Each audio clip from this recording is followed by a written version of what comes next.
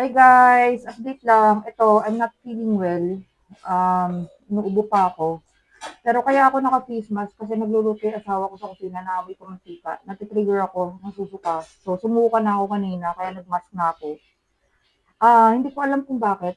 Nung simula nung hindi na ako gano'n nagluluto, yan, naging sensitive ako sa amoy ng mantika. Pero this started nung buntis ako sa bunso ko.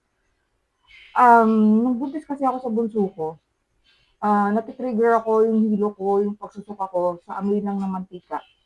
So, nadala ko yun hanggang ngayon. Pero not all the time naman, guys. Pero most the time, nasusuka talaga ako sa mantika kaya hindi na talaga ako nagluluto. Iniiwasan ko yung lalo mga prito-prito.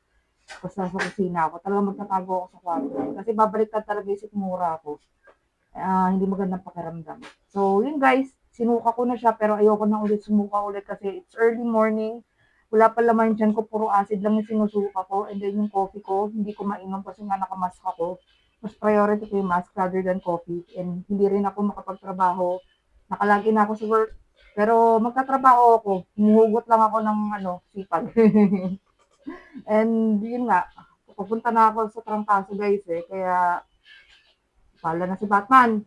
Tatapusin ko tong araw na to. Sayang nga 8 hours. Work is life. Bye guys.